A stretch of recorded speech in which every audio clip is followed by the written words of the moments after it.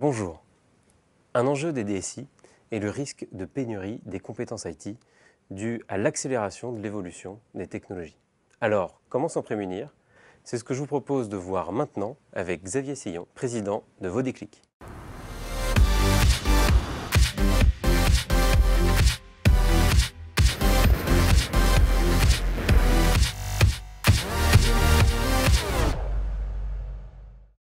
Bonjour Xavier. Bonjour Alexandre. Avant de rentrer dans le vif du sujet, peux-tu nous présenter qui est Vodéclic? Alors Vodéclic, c'est une start-up que j'ai créée avec 3 cofondateurs en 2007. On a une très forte croissance. Notre métier, c'est de développer les compétences digitales, collaboratives, IT de tous les utilisateurs dans une organisation. On a une très forte croissance ces dernières années.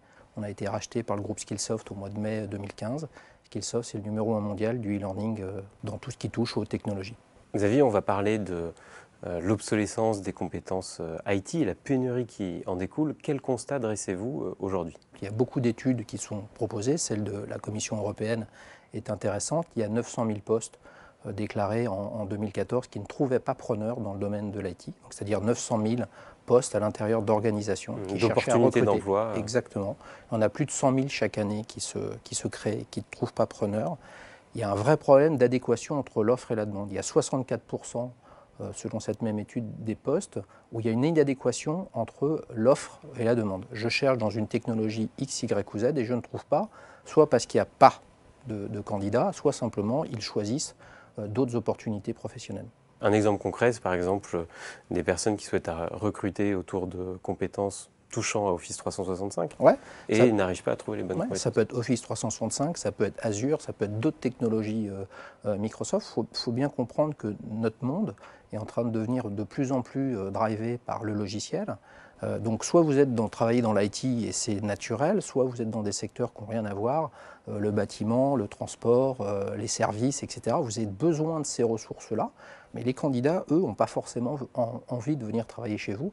Et il y a une vraie problématique, c'est la compétence. Donc cette compétence-là, il y a moyen de la faire progresser dans votre organisation, notamment avec la formation. Et justement, pour les organisations, quels conseils tu donnes quand tu rencontres des responsables IT sur ce sujet? Il y en a 3 qui sont assez simples. La première, c'est de bien de leur faire comprendre, même s'ils le vivent, mais c'est plus simple pour nous de leur expliquer. Les technos changent tellement vite que entre une technologie sur laquelle tu as une équipe qui est compétente et l'équipe dont tu as besoin dans 3 mois, 6 mois, 12 mois, 18 mois, les technologies ne sont pas forcément les mêmes. Donc il faut, premièrement, prendre conscience de ce changement et d'un rythme qui n'a absolument rien à voir entre ce qui se passe aujourd'hui et ce qui se passera demain, avec ce qu'il y avait, ne serait-ce qu'il y a 5 ans. La deuxième, c'est favoriser l'acquisition de compétences sur des nouvelles technologies.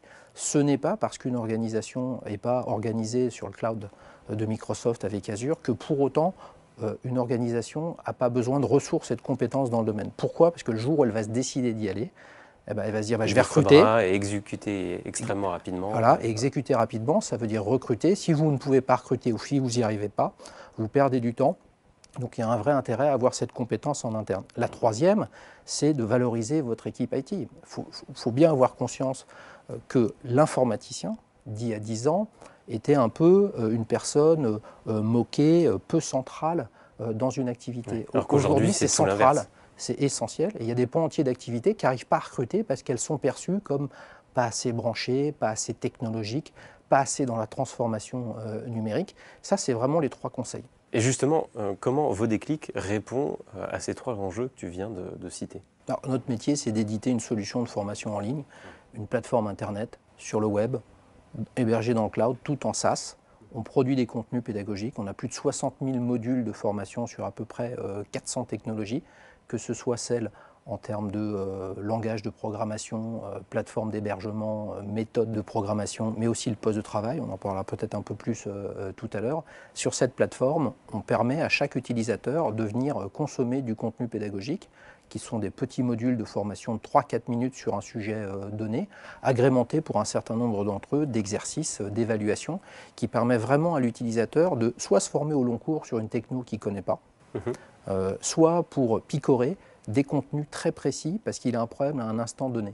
L'intérêt de ça, c'est de pouvoir aligner le besoin de compétences par rapport à la vie professionnelle qu'on met tous en utilisant les technos, qui est fait de rapidité, qui est fait de volatilité, où il faut passer vite d'une chose à une autre pour vite progresser. Sur l'IT, le sujet, c'est comment permettre à mon équipe, qu'elle travaille sur le stockage, l'hébergement, la sécurité, les réseaux, etc., à être agile et être mobile lorsque je vais avoir besoin de monter une nouvelle équipe pour faire face à un nouvel enjeu business. Et c'est là où l'IT, c'est un sujet business et plus vraiment un sujet de technologie. Si on prend ton exemple en particulier, comment est-ce que toi tu t'appliques ces principes et tu suis ces évolutions? C'est l'une des particularités de notre solution, c'est qu'on produit nos contenus en interne. Donc on a une équipe pédagogique d'une quinzaine de personnes, on a 8 studios de production, on a des contacts avec tous les éditeurs. On navigue sur tous les influenceurs du marché de façon à sourcer les innovations et ce qui va arriver sur le marché. N'oublions pas qu'il y a encore quelques années, le DSI décidait du rythme des changements dans son organisation. Aujourd'hui, celui qui décide, c'est l'éditeur, en innovant. Récemment, Microsoft a annoncé le lancement de Microsoft Teams. On l'a surveillé depuis longtemps, on savait que ça allait venir, on ne connaissait pas le nom, ça a été annoncé par votre CEO. Tout de suite, nos équipes se sont mis en phase de préparation d'un programme pédagogique sur le sujet. Je suis intimement convaincu qu'une techno comme ça a été le cas avec Yammer avant, c'est une autre façon de travailler, ça impacte tous les utilisateurs.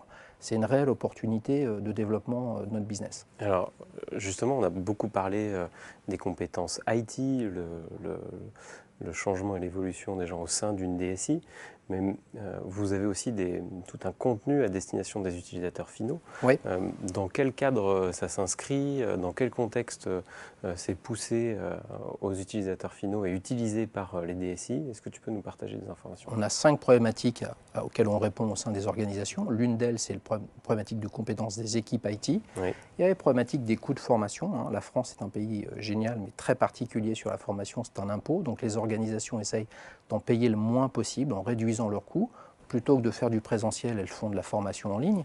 Mais le cœur de notre business, 9 fois sur 10, quand une organisation fait appel à nous, c'est parce qu'elle migre sur Office 365 et qu'elle a parfaitement compris que Office 365, ce n'est pas simplement un one-shot. Ce n'est pas un changement comme il y a eu une époque entre Office 2003 et Office 2010 avec l'arrivée du ruban. C'est un changement continu avec un modèle économique côté Microsoft qui n'a rien à voir.